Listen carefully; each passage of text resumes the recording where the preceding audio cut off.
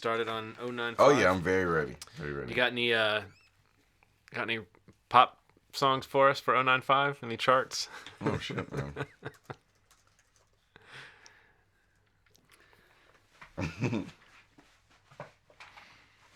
But we're recording whenever you Gangster's guys want. Paradise. Oh my Number goodness. one song of 95. It is. Waterfalls and Creep. TLC with 2 out of 3. TLC had that. That was their year.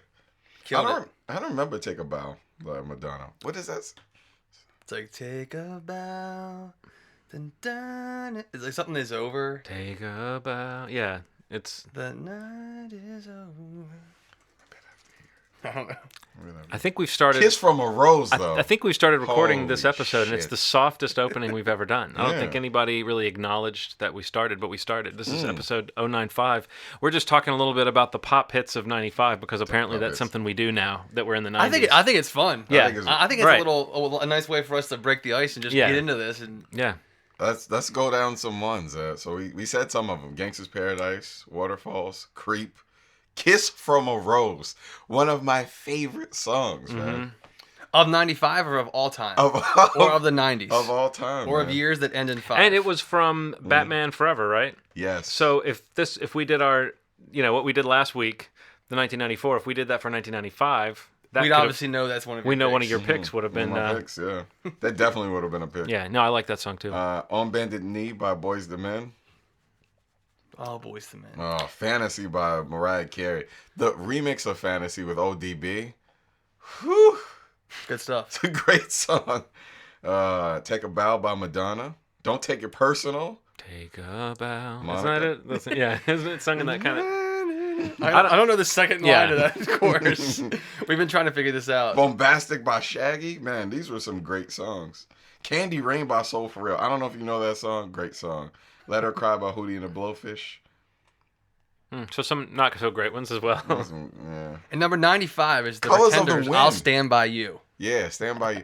I love that song. At the bottom of the top 100. Yeah. Vanessa Williams. Well, there's another one of your Wind. soundtrack picks from 95. I would have picked that. Pocahontas. I would have picked the shit out of that. That was a great song. Vanessa Williams, man, she's very versatile. Playboy. Singing a TV, song, music, Disney. Go from Playboy to Disney. Ugly Betty. standing there naked, singing in front of a microphone, acting. This is what you call a what do they call that? A polymorph, a hyphenate. Okay. So yeah, those are some of the big songs Yeah, of 95. Of 95. Nothing to do with our podcast. nothing at all But to do. it's kind of become our thing that we do now. Yeah, especially which I'm in- okay with. No, in the 90s, it makes a lot of sense. Yeah. Absolutely. Some big digital Some releases. perspective. Right? Movie releases came out. Prisoners, digital release. In Thedio. Not in 1995. No, not No, in we're 1990. back like- to present. yeah. Back to present. Fast and Furious 6. Rest in peace, Paul Walker. Elysium. Have You you know, noticed? I finally saw that, and I did like it. Right. I right. did. So good. Would you? But I didn't love, but I did yeah, like right. it. It's still a beautiful movie for what it is. I was very surprised at how mesmerized I was by some of the travel between Right. the planets.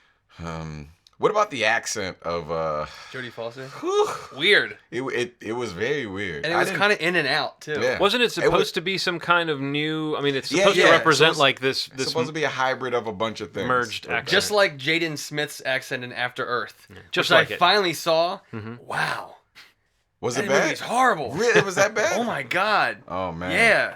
Holy It shit. makes me worried about this whole sci-fi genre. Well, sci-fi in its newness to Ronald. Yeah. Here's the problem, Steve. A genre like sci-fi gets started out of the gate with a movie like Oblivion that we all sort of agreed had its Yeah, high points. first movie And then ever. the next thing you know, After Earth comes around to hobble it. So I didn't know- the question I have for you guys is, does sci-fi have staying power? Is it I going to... think it can stick around. I don't know. This Yeah. new genre of movie. It's it- half I and didn't half know- at this point. I didn't know Oblivion was a graphic novel. I didn't either. I just found that Now out. we do. So I looked Thank up comic book movies of 2013, and that was listed. Is Will Smith still a movie star? What? I a good question. told someone years ago that I didn't think he had good choices in movies. I said this like a long time ago, and nobody believed me. And now it's like my guess, my thought is. Well, for a while, he did seem to be making good choices, at least commercially. He was one of those yeah. super bankable guys. Oh, But he was the it's guy. true. It's like a while since he's had... I mean, I would be interested to see like his trajectory compared to someone like Tom Cruise or someone like that who we've seen kind of go away and come back a couple times. Like, Right. has Will Smith, is he just in sort of a fallow period right now? Yeah. Or is Right.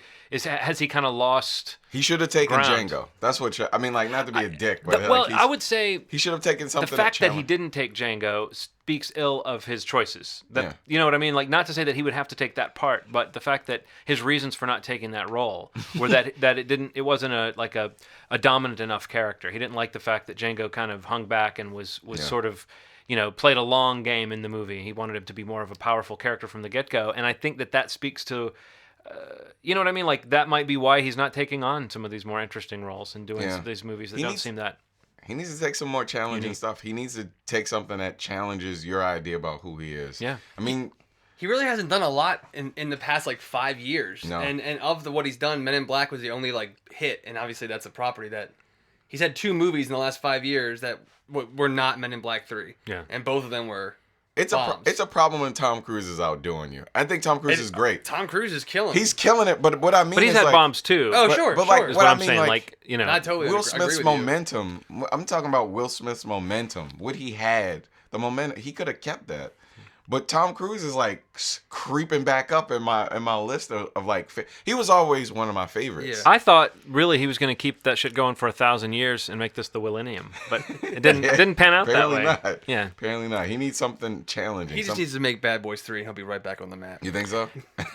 With a sequel though, it's funny that you say guarantee it. It's funny that you know say what? Men in Black 3 though, because I was thinking, maybe that was the last movie I saw him in, and it was, he was fine in it. Yeah. It was what it is. It was. It's a Men in Black sequel. Man, Yeah. He needs to make a movie with Bradley Cooper. I know that sounds weird. I'm okay with it. He needs something, man. He needs a funny movie with Bradley Cooper. Action, cop movie. But you're right. Bradley he needs to Cooper. do something that surprises our Yeah. impression of him a little bit. Really. Or he's going to turn into like Harrison Ford or someone like that, who years later it will seem like there was a point where they just stopped being that interesting. And I do think that you feel the same thing on a Tom Cruise movie, but there is something about Tom Cruise's choices, everything from Magnolia to, I mean, even though I didn't see it, Rock of Ages, things like that, where he is stepping outside of what seems like a comfortable place for him. Yeah. Over time, I can't think of a time when Will Smith has really, maybe Pursuit of Happiness was supposed to be that he's taken on some roles that aren't the action hero type roles, but I feel like he's still always played a certain type of character. I think Tom Cruise, for example, I don't think, no insult to Brad Pitt, I don't think he would have taken a World War Z type of movie, but he would have taken a zombie movie that had a different sort of twist to it. I don't know, I think that he's smarter about, he's when I saw Oblivion, I was like, oh, Tom Cruise in the future. Then I started watching, I'm like, oh, you smart bitch. It has a weird little thing. It's Did you see the trailer for his new? Yes, Edge I of Tomorrow? did. It feels like Elysium mixed with Oblivion. Groundhog Day. Yeah.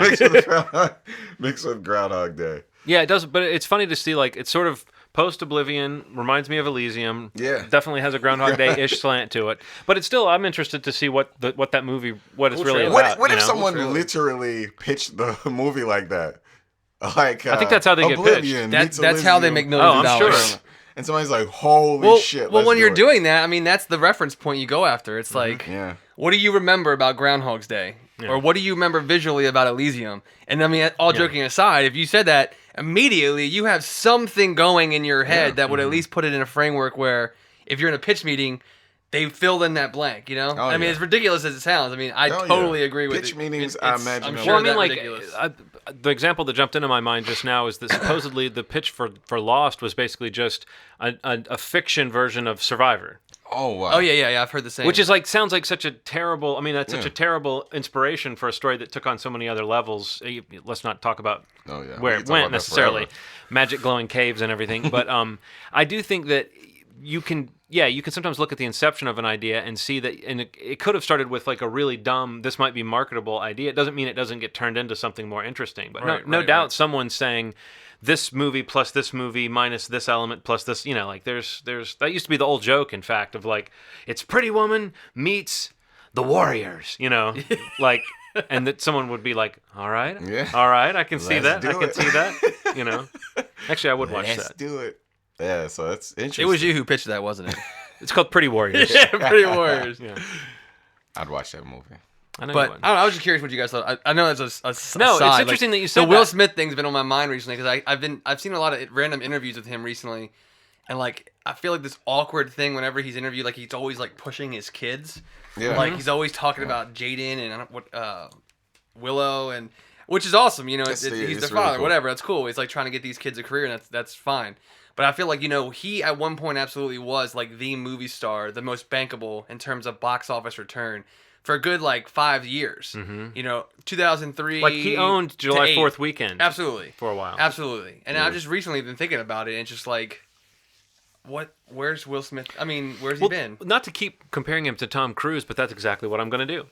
Because it does seem like it's a valid comparison because of the type of leading man that they represent, and there's the Scientology connection, and then there's the sort of, they both seem like they have this force of personality around them that they're extremely like positive and very controlled in the image that they put forth. Yeah. And I do think you're right. It's Will Smith. It seems like it's shifted towards hyping the projects his kid is in, and also talking about like his child rearing philosophy. Yeah. And there's been a lot of that stuff that again puts him into that once again Tom Cruise-y zone of seeming kind of kooky. Yeah. Let's not forget a few years ago Tom Cruise was jumping up on the couch on Oprah and doing his little dance. So Yeah. I mean maybe Will Smith is just kind of going through like a milder version of that same period where the movies aren't really hitting, and what you do think about when you think about him is some of the more wacky personal stuff rather than like what was the last Good movie. great Jesus movie he was Christ. in. Yeah, I mean, because the guy can act. I mean, he clearly has what it takes. His to- career isn't miss him. over. I Yeah, miss I miss him too. He's not over. His career isn't done. He just needs to make something that challenges our ideas, because he's almost literally the same person every time. And I think that comes from a lot of things. I think that, so somebody asked Denzel Washington one time why he chose the roles that he chose. And I guess the idea is like, you could be this, or you could be a terrible version of like whatever they see you as, like the shitty, terrible version of like this black character. Like you're gonna be this stereotypical. He chooses these really powerful roles, like these leading roles. I see why Will Smith does it. I see why people do it. But like, man, do something a little different. Yeah. Just a teeny bit. Even Denzel did some different shit sometimes, man. Yeah. So Looking ahead, I do see Bad Boys 3. I don't know. He's not that- confirmed for that. But I mean, that's a sequel that I would see. But then I also see Hancock 2, which makes me man, worry. scrap that. Scrap that project. God, I hate it. Will, just get back on track, man. We just want to see you in good stuff again, please, soon. I felt like 15 people wrote that movie. I said that right after I saw it, and it turns out that the project was thrown around so many times that Right. it was pretty much. Oh, Hancock? Yeah. It definitely had that feeling of like a movie that had 5 different tones that it was trying to hit. It's like that game. It's like that game when you whisper something to somebody with telephone, and then at the end, it's like the first thing is the like opposite. the man went across the street, and at the end, it's like the donkey fucked the boy. Or is like, it it's like, what is it like Exquisite Corpse, where you tell a story and you only know what the person in front of you, like what they added, and then you add to that, and then someone comes behind you. Yeah, it's awful. Yeah. It's awful. It's awful. Well, I know we're going to talk about a big recent release, but before we get to that, anybody see anything recently that's worth mentioning? I saw this documentary called The Institute about a institute that exists Aptly titled. Well, there you go. in California, and it's like Should have these- stopped there. right?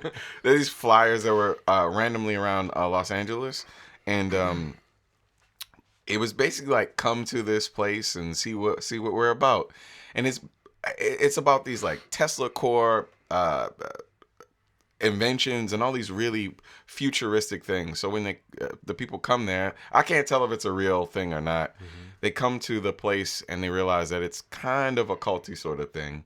And these people that they call nonchalantists, where basically like your point of view should be that like everything is everything, and enjoy it, don't overthink it, love life. And the character that they concentrate on is a leader that is perceived as a fake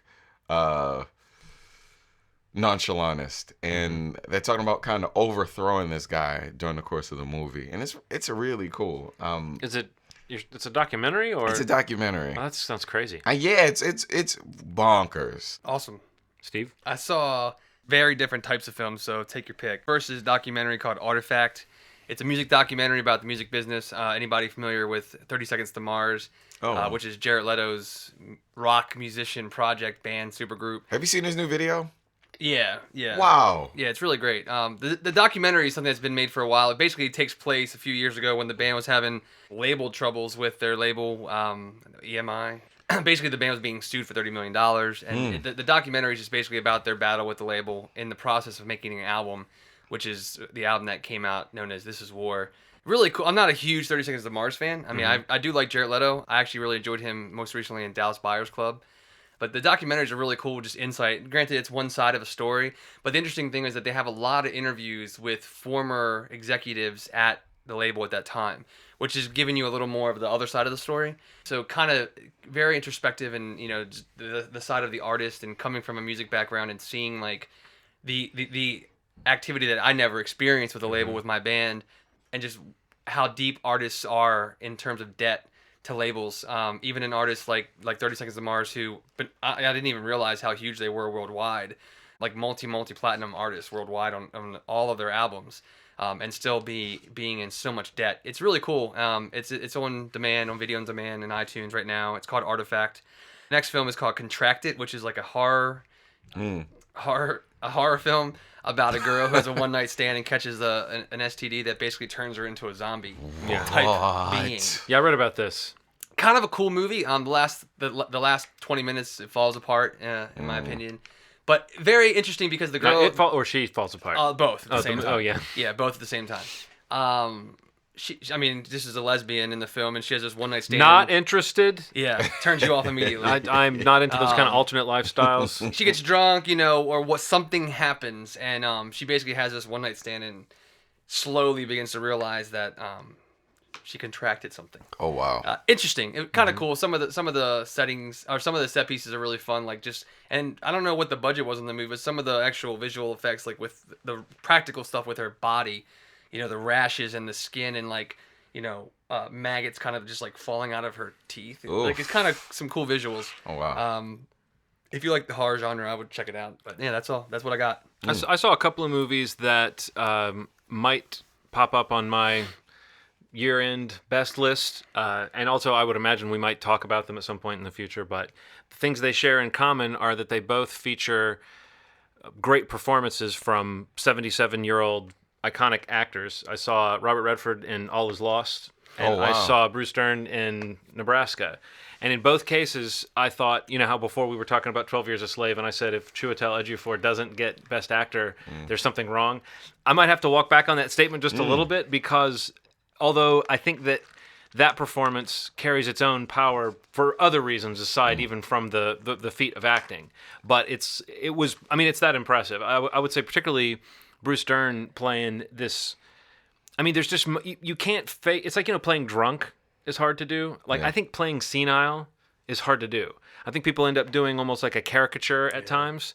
But to see someone actually do that, they're lucid at moments, and you think they're listening, and then you say something, and then they say what? Yeah. It's like that can be played for laughs, and so often it is in movies. But in this movie, it really felt like I was watching a real guy who was going through this situation. And I read somewhere that Bruce Dern said in order to be disoriented on set, he popped his hearing aids out when they were filming. Wow. And that it gave him just the right amount of not responding to the subtle cues of things around him and stuff. It just made him disoriented enough that he could do it. But either way, I mean, there's moments where the camera's just lingering on his face, and you just believe this character. I mean, I can't say...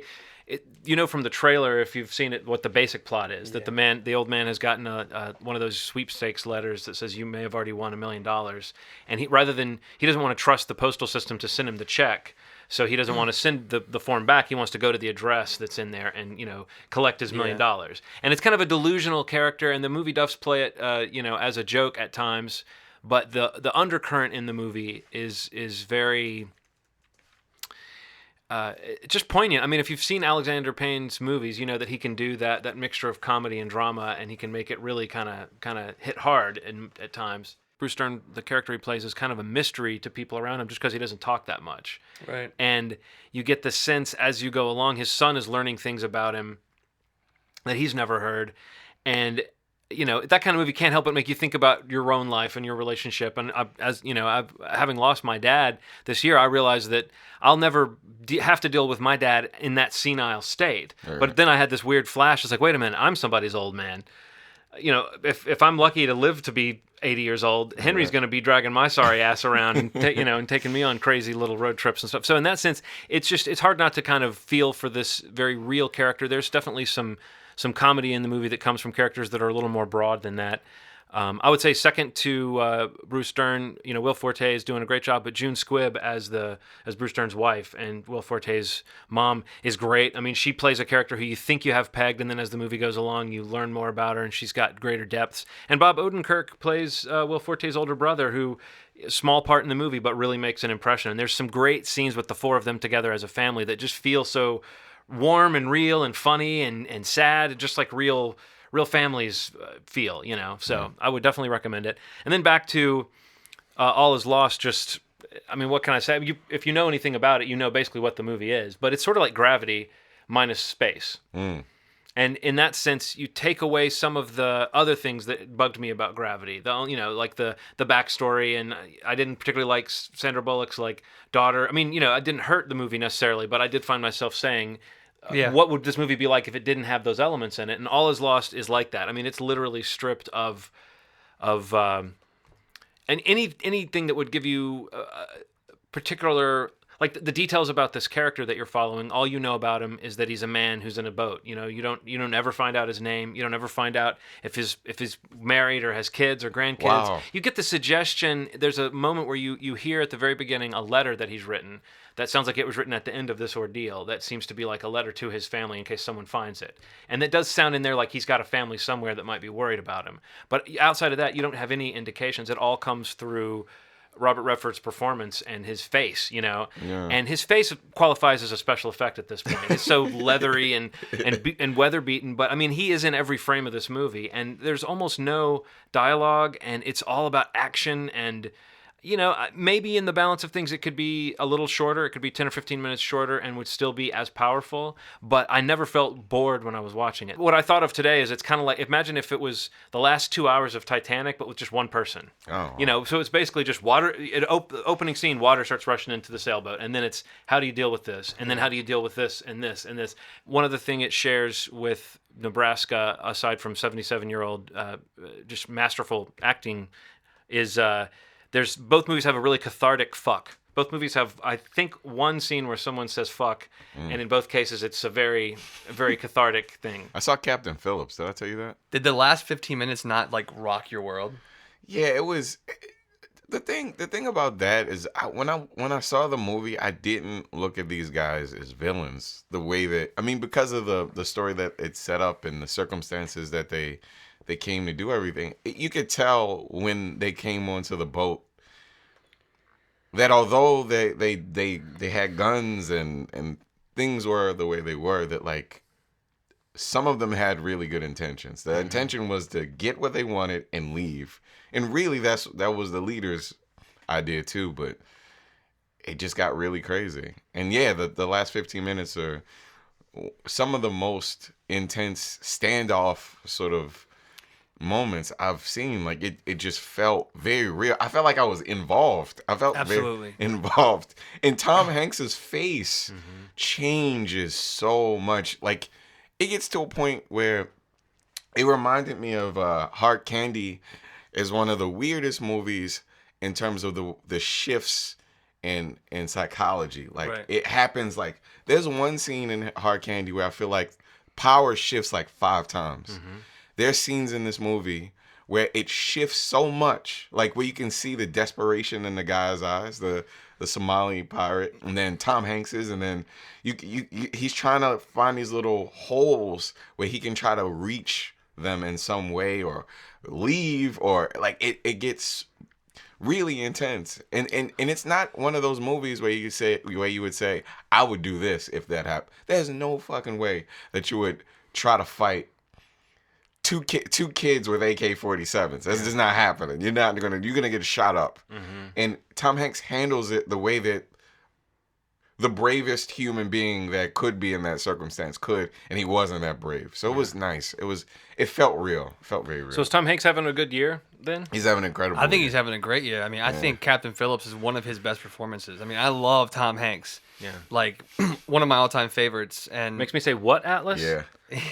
Did you notice something about his character though? Like, although he was in these positions, he literally said what he felt at any given moment. He's like, you need to think this all over again. Like, it's very weird. I think the really cool thing about the performance, and I knew the story. I didn't read the memoir that's based on or really have a lot of the details. So I was actually kind of learning, experiencing as I watched it. But same. a lot of like his facial expressions, you really just like could tell as he was saying one thing, he was thinking something else. Like he was saying what he knew they needed to hear, but in the back of his mind, he's thinking like, I need to make sure that the guys that are hiding downstairs hear me coming, or like I need to make a noise or drop something so they hear me, that kind of stuff. And like the last 15 minutes, I don't know that I've ever been, I mean, it's one of my favorite movies of the year, and I wish we could have talked about it more on this podcast, but the last 15 minutes, I don't know that I've ever been emotionally like as like just strung out when that movie climaxes. Oh man, as I was, not just not just like I've said before, like I get emotional at movies. Like I've cried many movies. Like that's sad. This was like an experience emotionally that I don't know that I've experienced in a long time in movies. I wasn't sad. It wasn't sadness. It was like my nerves were just like wrung out. Like I had nothing left. Like because it's so tense. Like every moving part of the last 15 minutes of that movie with Captain Phillips, the Somali pirates, the Navy SEALs, or whatever the Marines. I think it was the Marines that came in. Just everything moving, and Paul Greengrass does a great job in the last 15 minutes where he keeps you updated with each piece of that machine that's happening. And that one moment where they get the shot, and it just happens. I mean, I just was like, my body just like sunk down in the seat. Like I never. It's weird that a movie can do that when you know what's going to happen, but you don't know exactly how it's going to happen, and your nerves get so tight because I guess especially with someone like Paul Greengrass, who does, even though he's sort of influenced, I mean, that whole shaky cam fight style. I always thought he did a good job. Like he used it with a point, which is to like put you in the moment. And so I can imagine his technique applied to that type of story. It must be almost unbearable to deal with like that. I mean, don't they end up on like a very small life raft at the end, or they're in like an escape like little boat that comes off a droid escape pod, droid escape pod. It's so tight in there. The crazy thing, the two crazy things I thought, man, so you obviously know that they get away, like he gets, because I've seen him on the news talking about the movie. He survives. But the part not just Tom Hanks, I mean the guy. Yeah, his body's getting checked and he's crying uncontrollably. I could not help but feel like, man, it was weird because like a shitty director would have just glossed over that moment. But that's a real thing. Like you don't think about that after you've had something insane like a car accident happen, how emotionally broken you are for that little piece of time. Right after, where people that you don't know are comforting you, they're telling you to calm down, they're checking your body, and you're like, what about my family? What the fuck is seeing him? Have you been in a wreck? Because what you just described is very accurate to. Yeah, I was in a pretty bad wreck when Henry was like a year, like Nikki swerved to miss a dog and like flipped the Volvo like 3 times with all 3 of us in the car. It was. She didn't do it on purpose. I didn't mean to make it sound like that. But I just mean what you just described is very accurate to the fact that I literally checked Henry, like squeezed his arms and his legs and his head to make sure he wasn't crushed in any way. And I was like, Nikki, where are you? And I could hear her saying, where's my baby? I mean, it was a fucked up situation. And then I had this like, that's like, you have this adrenaline. That's what it is. And then everyone comes around and they lay you down on a gurney and they asked me if I had done something to my back. And I said, I think maybe I did. So then they laid me flat and had me strapped. I wish I hadn't said that something might have happened to my back because I said that, I had to like go to the little small town emergency room, and I was strapped to the table, and I started getting claustrophobic. And then once the adrenaline went away, the pain kicked in, and that's when I had my sort of breakdown moment, which was like after that. But you're right that it's like same thing. It's like an emotion. There's a connection between your physicality and your emotions. It's like it's like an animal state of excitement. That's I got into a really bad car. I almost died in a car accident. I mean, Yikes. like I really bad. I couldn't breathe on my own after it happened. So. You know how you like get hit and you're like, I can't breathe. I couldn't say I couldn't breathe. And that's how I knew I couldn't breathe. When you can say I can't breathe, you can breathe. Yeah. So I was like, I couldn't breathe. I'm reaching, and I was in the car with my girlfriend. My wrist is sideways. It's like in an L, in an L shape, and I'm like reaching, and I like faint, and they woke me up, and the fireman was like, "You almost died." And I was like, "Oh, where's my mom at? Yeah. Where's my dad?" And I just kept saying the thing that I did say that was so weird. I was like, "Please don't put a catheter in my dick." And the fireman said that to me when I got to the hospital. He's like, "You didn't." The first thing you said was, "Please don't put a catheter in my dick." Catheter in my dick. Please don't put a catheter in my dick. I love that even in that moment, some part of you, the part of us that's just the part of all men that's afraid of something being inserted into our dicks, that's like functional. Even when the rest of your brain is not functional, there's some kind of lower state that takes over. It's like, well, all I can do is make sure nobody puts anything inside my dick. But that thing, like that's I felt like that. Like it is a traumatizing. I didn't drive for a very long time after that, and that's actually when I got the job at Apple. After that happened. I had surgery on my wrist. I remember that you were always hang gliding to work all the time. That was so strange. I wondered why. I was very afraid to drive for a very long time. And then one day my cousin just was like, "Hey, why don't you drive me home?" And I was like, "All right." Then I got in the car. I was like, "I'm driving." You got PTSD. Yeah, he helped me. But yeah, just seeing that moment. And I'm pretty sure, didn't you got into a car accident, right? Like you got into a pretty bad car accident. Yeah, same thing. Yeah. So you know what I'm talking about? The rush of adrenaline, and then it subsides, and suddenly you're like, you know, that's what happens. And I mean, that's the last. You just. Need I gotta see it. I want. I don't. I mean, the last moments of this film is why he'll get nominated. I don't know that he'll win. I mean, he will be nominated. If he's not, it's ridiculous because the last. I mean, like I said, it's like one of his best performances. The rest of the movie he's great, but those last 10 minutes. Yes. And like Ronald said, when he gets into that gurney and on the Navy ship, and like the girl's talking to him, you know, very calmly, and you see at that moment up until that point. He has maintained himself so well to be able to talk to these guys, to be able to remain calm, and to be able to think clearly, to even drop suggestions to the guys in the Navy that he knows are watching them. And just to see him at that moment, he sits down, he's sitting up on his feet are not touching the floor, and he just lets go. And it's just like he just breaks down. And it's just like that moment where everything wears off, where you finally can like really breathe. And I mean, it was incredible. I mean, I absolutely love that movie. And that last, it just knocked me out. I mean, if anything, the last 15, 20 minutes of that movie are my favorite pieces of film of the year. And the movie as itself, it's on my tops, but I don't know if it's my favorite. But the last 15, 20 is my favorite experience at the movie theater all year. Wow. Do you find that you cry more at movies now than you did when you were younger? Definitely. I'll answer that too. Yes. Is it because you feel like more human? Like before, I never felt like life and death. I know more. Those are all very real things to me. Yeah. But once I do feel like I'm more plugged in to the human experience, and I think that comes with reflection and the being through whatever experiences. I don't know if it's age so much as it's kind of like an emotional maturity. I feel so much more now. Like it's like a heightened sense of things. Like I feel like if a kid does something adorable in front of me, like I'm not gonna cry, but like I feel it more. Like I'm like, wow, that's crazy for that kid to say what that kid just said. That's smart. Like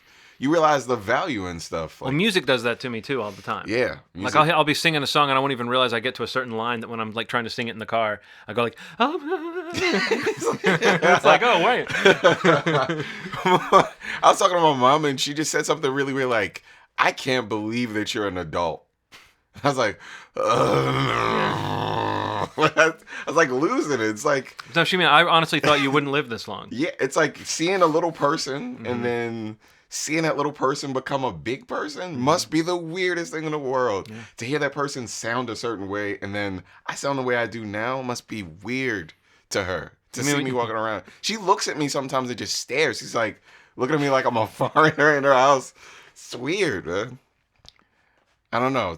Something I've been thinking about. You're not like sneaking in when she's asleep and no. Okay. No. This is a part of my existential crisis. I'm having that existential crisis. Yeah. It's not a terrible one, but it is a crisis nonetheless. Like I'm feeling everything in a more intense.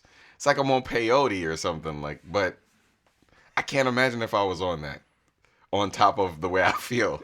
Are you having the kind of existential crisis someone might have if they like won a big arena type blood sport and the government was trying to use them as a tool of propaganda, but as they go around being used as a tool of propaganda, they find that there's a rebellion that's forming out in all the districts. It's kind of like that, right? Is that kind of the sort of existential crisis you're having? Kind of like that. Where you don't really know whether to fight to live or fight to save other people, your other friends that are apparently roped into another round of this arena-style blood sport. And then you realize the people that you may not have loved, you've learned to love. Yeah. In some way. Yeah. It's crazy. It is funny how that you remind me of Katniss Everdeen in that way. One person comes to mind when I think of Ronald James. Katniss Everdeen. Katniss Everdeen. If there ever was one, it's her. But yes. And a physical resemblance, slightly. Yeah. Thank you, man. I do have a nice ass. Yeah, you do. Man, I'm not going to talk about... So, well, I would say Jennifer that... Lawrence. What I was going to say is maybe you should have gone, Steve. I was going to say this... Even though I know it's a PG-13 movie that's not aimed at horny old men, I thought this movie needed like one good ass shot in it, and it never quite. The camera kept like the first cutting one right had before it lots of whipped them. around. Yeah, the first one had lots of them, and then the second one not so much. Just one. Maybe Gary Ross is more of a horny old man than Francis Lawrence is. Is that his name, Francis Lawrence? It's just like... So yeah, we saw Hunger Games Catching Fire, and I hadn't seen the first one until yesterday. Yesterday I watched the first one on demand on Netflix, and then I watched. Then I went to the theater and saw the second one. So I feel like a couple of days ago I was like, "What is this Hunger Games thing that everyone's so excited about?" And now I'm like, oh, "Okay, I'm caught up." Next essentially, thing I haven't read the books, but I'm caught up on the phenom. What do you guys think of the phenom nature of the whole thing? I mean, I'm all about it. I don't know the books. I don't have the books. I never read the books, but I'm all about like a franchise. I love the idea of a movie creating a star, which obviously I'm referencing Jennifer Lawrence. And I just love the world creation. Like not like I said, not having access to the books. I saw the first one and didn't really love it. I liked it. I had some issues with it. Seeing it a second time, I did enjoy it more. But I just, there's been tons of movies that have come out since, basically Harry Potter, which I'm a huge fan of, that have tried to capitalize on this young adult genre. And pretty much all of them have failed, pretty much, except for Hunger Games. So it's kind of cool to see one catch on. Somehow Percy Jackson got a sequel, though, which I still... Yeah. It happens. But yeah, I like it. I mean, I think it's good. I think it's good for the audience it's primarily intended for.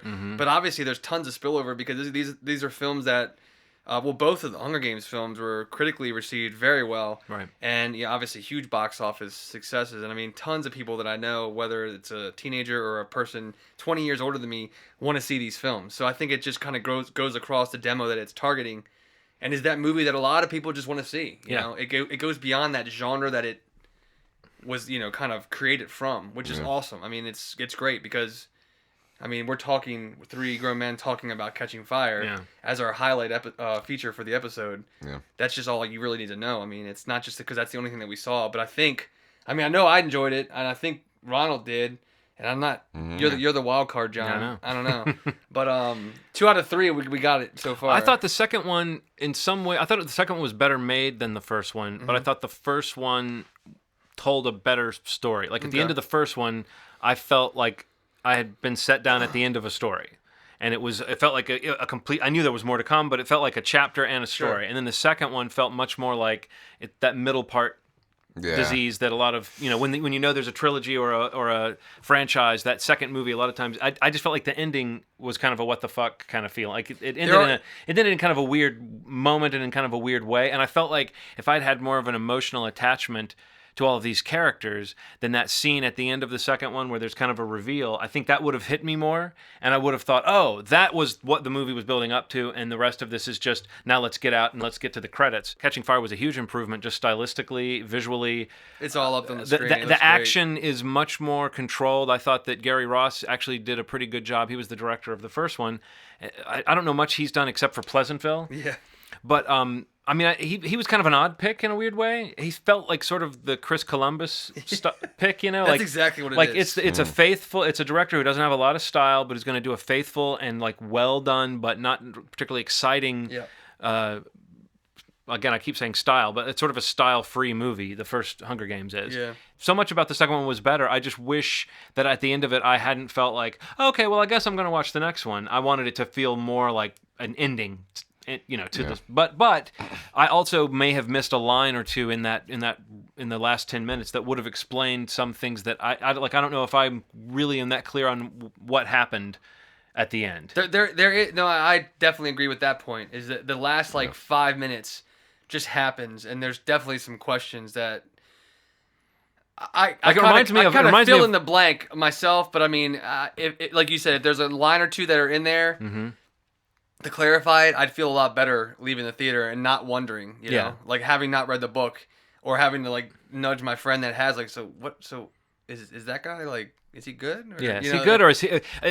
Do these two characters being in the room together mean that this guy's good or that this guy's evil? Yeah, I'm not sure. exactly. And then what really happened? There was that scene with the electricity and wire, the tree. All that felt Yeah. a little okay. So I wasn't the only one who felt No, that I was agree kind with of you. vague. Okay, Absolutely, because it I happened really fast and like it's just yeah, I don't know. It's Mm-hmm. kind of a blur. Yeah. It really is. I can't even recall now. Thinking back, having seen it a few weeks ago, I just know how the movie ended. Like. Mm-hmm.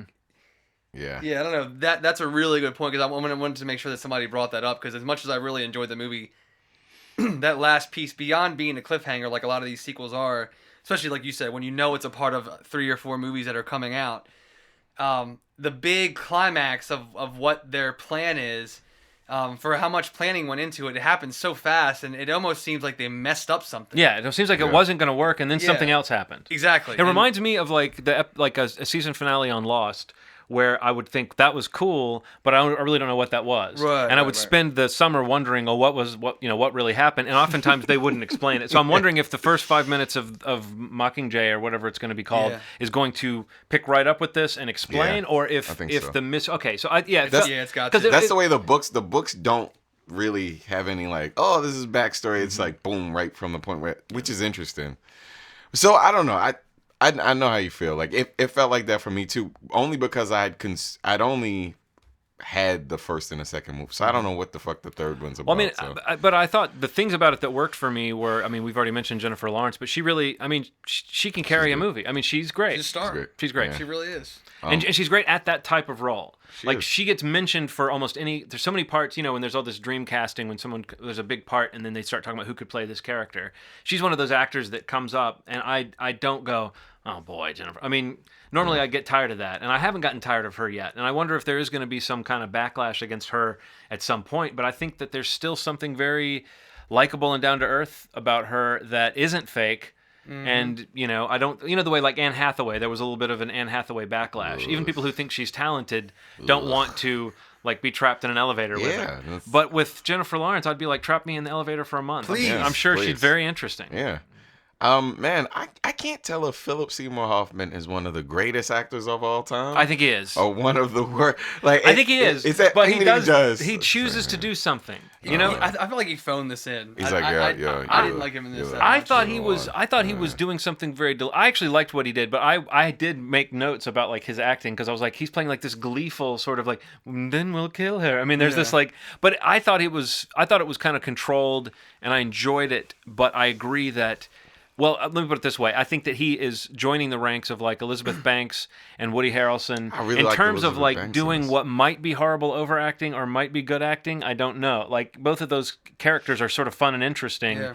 I mean, I enjoy both of those actors in the movie, but I feel like Philip Seymour Hoffman, I mean, you could say phoned it in, but I thought much more like he's deliberately doing this kind of slow, weird, odd person where the delivery just felt like it was one more weird character in a movie full of weird characters. I felt like he felt normal compared to everybody else. Like maybe he should have been more over the top. I felt like working on the side that, basically replacing whatever Wes Bentley. Wes Bentley's character, who did make more of an impression, oddly enough. Yeah. Even just his facial hair made more of an impression. Well, when without getting, we'll stay away from the spoilers for the movie, people, but without knowing where Philip Seymour Hoffman's character ends up in the end of this film, going up to the last half an hour of the movie, I just felt the impression of he's just, he's got a plan for something. It's for evil, and it's very like he's just talking with Donald Sutherland, like It didn't he didn't have any kind of impressive dress up. He didn't have any especially done with his hair. To be a part of the government, or whatever the capital. Like he looked kind of, No, I agree with you that he wouldn't agree to cut his hair. Basically, he wouldn't have the crazy facial hair like everybody else had. I do think it's funny that both of these movies have decided to show you that it's the future because people are wearing weird clothes and have really fucked up hair. But part of me says that's cool, and that's. I mean, I don't know. I don't think that's really going to be the case. I think people stay with still a normal realm. But I do think that shows the movie is like going all in with this concept and trying to build this world that is, tries to be sort of realistic, but also works almost like a fable or something. I mean, there's something. So it's like, I found myself sometimes thinking, well, I don't know how much I believe this scenario, but they're doing enough of a job of kind of breathing life into it that it's like it's not like Narnia or something like that, but it definitely feels like this is our world, but it's also a little bit tweaked and a little bit different, and it's almost like it's got a what's the word I'm looking for? Like I don't know if I said parable, but it almost like that feeling where it's a story that's got a message and it's supposed to tell. It's got a moral, and like a fairy tale essentially. But it reminds me of like Black Mirror. The idea that Black Mirror did the UK show did it was like the future, but one thing was different about it. Like they changed one big thing and then kind of leave everything fairly normal, so you didn't feel like, what is this? Like this feels like really imbalanced. Right. So I like that about it. I don't know how I felt about the tone in this one was a lot more like fluffy. I think it was kind of like the emotions were high while people were being murdered. I think that's another thing too that's a little interesting too. There's a big difference between the way like the Harry Potter series and this series are, because this is kind of steeped in some sort of realism. Like I guess the idea is like if you get too crazy, the government will destroy you in some way. And that's a heavy concept. Well, there's clearly been some war that we don't know about that happened, and then there was the rebellion. So it's like there's this backstory that again feels to me very, very sketchy. Yeah. That it's hard for me to imagine anybody in the real world really adopting this system or this system really working. But again, if you accept the one paragraph of text or something at the beginning of the first movie as like setup, and then you say, all right, this is the world we're in. I think they do a good job of kind of filling out this world, and I thought it was neat that the second movie was like a season of a reality show. I mean, it was like them saying, okay, this is the all-star season. Yep. So in a sense, it's a little strange to say this movie is commenting on reality television. I think it runs deeper than that, but it does follow. It does seem to be saying something about our culture that if you imagine that, okay, reality television is going to keep on going and it becomes this other thing, it's not really predicting that because reality television is already kind of a sideshow. Yeah. But you know what I mean? It's already sort of...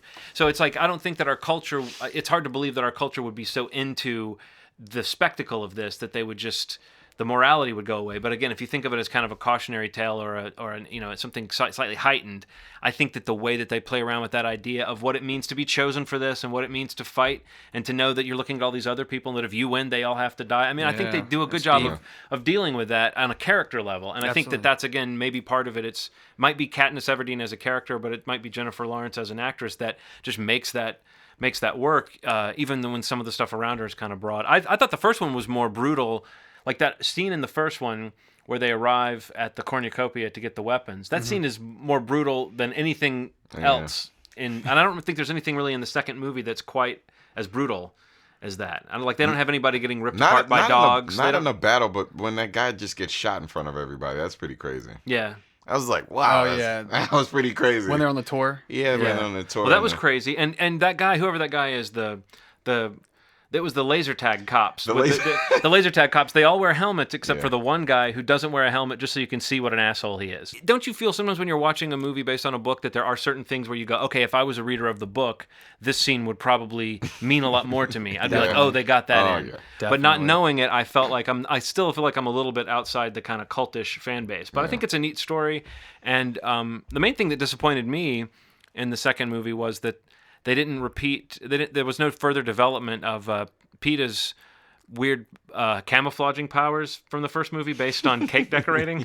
That was the dumbest thing in that first movie. That's a weird connection. Well, it's just a weird thing when he shows her he can do the camouflaging, and he's like, "I used to decorate cakes." And it's like, okay, well, that was a weird thing. Yeah. And then later when she finds him, remember, and he's wounded, Yeah. and he's laid And he down on just the kinda goes ground, like, and he has somehow managed to, like, emerges. intricately camouflage himself into rocks. into and, rocks. Like, And he had that kit. That's the kind of thing that maybe plays on the page. I don't remember them But then when you try to visualize it, it's so silly for it to be like, nope, it's me. he had the ability to camouflage, but I feel like they didn't really. Well, it seems like that would take Talk 6 about it. hours, and how would you do it to yourself when you're laying there because you're so You're wounded that you can't run? Yeah. bleeding Right. profusely. It almost felt like they had a group of little kids, and they were like, "What did you hate about the first movie?" And I'm like, "The Mockingjays weren't in the movie," and they just made everything that, like the like fake dogs, the weird dogs, they weren't in the book either. They weren't? No, it was like. It was a different sort of thing. They didn't emerge from the ground. It was weird the way they described them. There were animals, but the way they kind of made them, they were like these hybrid dinosaur dog things. Which Yeah, they don't really explain it in the movie, and maybe that don't. needed a little more explanation, but that did feel kind of silly. But in the second one, I thought the effects looked so much better in the second one, right down to like the mandrills, when they get attacked. Those things looked great compared to how computery and bad the dogs looked in the previous movie, you know? I didn't like that at all. Yeah. I didn't like the dogs. Is Francis Lawrence doing the remaining movies? Is that what I've heard? Do you know, Steve?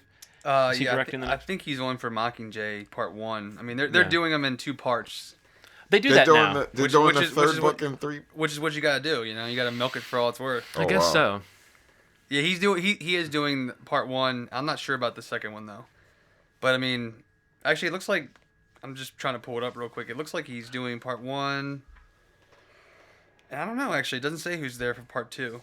But I would assume if it does as well as this one's done, he'll probably be there. I definitely enjoyed this one more. I mean, there's no doubt, personally. But you know what I mean about just like the story itself? It's kind of hard to judge where the story's going based on that. Yeah, absolutely. I think one of the things I really liked a lot more about this one was that I don't know why, but I really liked PETA's character. And I don't know that I'm like, if you want to say Team PETA, Team Gale, like, you know, whatever. I just liked how it just seemed like a more well-rounded character this time around. Like, He was. Well, Gale hasn't really got a chance to do much yet. And I think that's a big difference too, isn't it? From the book, somebody's told me that like, in the books, Gale's character isn't as big as like they're He just isn't friends. really. There's really not a lot of romance. Yeah. But I guess it's like kind of beefed up for the screen. But yeah, Gale, you know, you haven't seen a lot of him, but I'm getting the impression that you will the way that this film ends. But I don't know. I just really liked PETA. I really liked Josh Hutcherson's performance. I mean, he's nothing. I don't know. I don't think he's like anything. I don't know, great. But I mean, the character just seemed a lot more well-rounded to me, and in his acceptance of what was there between them and what he had in life, and like what he was going to ever be able to do, whether it was with the games, without the games, without Katniss or with Katniss, which is kind of like tragic. But I mean, I think the movie does a really good job of just planting little seeds of like. And especially with me, because I have not read the books. Again, I don't know how it ends. It makes me wonder, like, what's going to happen with this character? What's going to happen with him, you know, and her? Like, is there something there? Can something grow out of this kind of forced thing, you know? Is the story going towards something growing out of it, or is he, like, a tragic character? Exactly. I like that thought now being in my mind. Like, in the first film, I didn't really feel that way. I feel like really kind of stressed. Well, in the first film, they almost played him as kind of, he was slightly more chumpy, and he felt a little bit like there was something kind of like stalkery or clingy or something that just made it seem like she's not that into you. Just save your dignity kind of thing. But I think you're right. In the second one, they really showed how the situation that they're in has put him in this strange position where everybody knows, and she knows, that his feelings for her are real, and that, as far as he knows and as far as anyone around them knows, her feelings for him are part of the pose that they're striking. So it's like, in the second movie, it's not so much like you feel sorry for him, but you sort of see him as someone with kind of nothing to lose in a weird kind of way. Yeah. And it does deepen that character. It does feel like the whole series has just kind of stepped up an entire level. And I think Francis Lawrence did a great job in the film, and it looks great. I mean, it looks really good. And again, I'll say it, like I love movies that really kind of, and even though you don't have the backstory like you were saying, John, the world creations. Like, I love seeing environments created. I love seeing the differentiation between the districts and how much you're supposed to be able to distinguish what one is there for, whether it's a mining district or a crop district, Or a district that has all the black people in it. or a district that has yes. black people in it, or the capital. I mean, Yeah, right. whatever it might be. I think it's cool how they're kind of slowly, kind of pulling out the zoom on with they're in District 12. Yeah. And the capital, which is really what the first film. You when they do this tour, you get to see a little more of what's going on and the people in the area. And I think they're that's seeing it cool. too. Like you see through their eyes that they're seeing. Yeah. I mean, I definitely felt like when I was sitting down to watch Catching Fire, I caught myself realizing like, oh wait, I'm a Katniss Everdeen fan. Yeah. That I was sitting down to see like You this. are. I was sitting down to see this cool character that I like and what she's gonna do, and she is interesting. And even though we focused on the romantic triangle stuff, I like that the movie doesn't pin too much of the importance of what she goes through on this. It's like it's a sideline, and I think it works better that way to say that the human relationships that she has are kind of a sideline to this crazy situation that she's in. But yeah. Not to mention also the side thing is like I'm always amazed by, and the same thing can be said for Harry Potter, these young adult films the ones that catch on at least, and maybe not even young adult, but like films like Lord of the Rings and some of these franchises. The type of actors and actresses that they attract to them it's is crazy. Completely impressive. Jeffrey Wright? Mm-hmm. Yeah, Jeffrey Wright. That was crazy. Donald Sutherland, Philip Seymour Hoffman. These are Oscar-winning actors or actresses. And the next, in Mockingjay, I read that Julianne Moore is going to be in it as, I think, with the president of the rebellion or whatever. Or no, actually, I don't know. She's the president of something. Again, I don't know the story. For some reason, when you said Julianne Moore, I pictured her done up like, what's her name's character? Elizabeth Banks' character. What's that character's name? God, I'm so good. Effie. Effie. Yeah. Effie Trinket. Trinket. All the names. See, I enjoy. That's the kind of thing that I've heard so many people say the names that bug them in these movies. like But that. I like the names. I I like like that that it too. feels. Again, it's one of those things that makes it feel like this is slightly a fairy tale. This is like she's created this world. Yeah. You know. I like that Peter's name is Peter and not Peter. Yeah. I thought that was so cool. Like when Yeah. I read that, I was like, oh, interesting. Yeah, it's cool. Thought it was cool. Also, I saw Lily Rabe's going to be in the next one. who- Okay. Wow. I don't know if you watch American Horror Story, but she's been on seasons of that. Just great young. It's gonna be a good movie. I don't know. I'm excited. I just like how. I don't know. I know I feel like I'm rambling, but I just really am always really impressed by. We've kind of rambled this week, Steve. This has been a rambly That's just episode. what we do. We just go on these random things. But I don't know. I remember I was talking to my girlfriend about these films and just like the first one starts out and you have Donald Sutherland. He's like the guy. He's the guy. Like he's the pedigree of that film. Stanley Tucci's in the film. He's definitely a respected actor. Elizabeth Banks, I like her, but she's an actress. She's not like the pedigree that I'm talking about. Mm-hmm. But then you get deeper into these movies, and like by the third film in the series, you're gonna have like 3 or 4 Oscar-winning actors or actresses anchoring these films, including Jennifer Lawrence at this point. This is an Oscar-winning actress now. Well, and a lot of those big names that you're talking about being brought in. I should have said big. I think I said bigot names, but I didn't mean that. I'm not saying anything about these people and their personal beliefs. But these big names are sort of secondary or third-tier characters, much like the Harry Potter films, the way they rolled in every brilliant British actor of the last century that was still alive, And I think that, you're right. It doesn't feel like stunt casting. It feels like just these are big movies and they're getting big talent. And, I mean... Donald Sutherland really does, like, he's played this character maybe a million times before, but I don't know that he's ever played this pure of a distillation of it. He really is a chilling guy. And, he is. And I, even though I kind of mentioned him a little earlier in terms of the slight overacting, and there's a little bit of a weird accent there too, but I just love seeing Woody Harrelson in almost anything nowadays. Yeah. I keep realizing how much I like that guy. Yeah. I think he does a great job in that role. Agreed. And again, there's a bit of a reversal in this movie that makes his character even more interesting. So. Yeah, I really liked Catching Fire. Yeah. It really surprised me how much I liked it, and I'll probably see it again soon, just to. I think so too. while it's I in want to see theaters. it. And that said too, like I would definitely take this movie out in theaters if you haven't.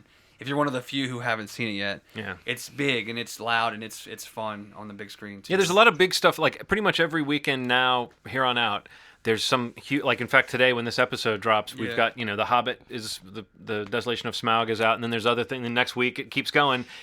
I don't think that Hunger Games is going to get lost in the shuffle of that, but I know for myself, if I hadn't seen it yesterday, I might have not seen it for a few weeks because it would be hard to prioritize it over some of these other things. But now that I've seen it, I'm definitely.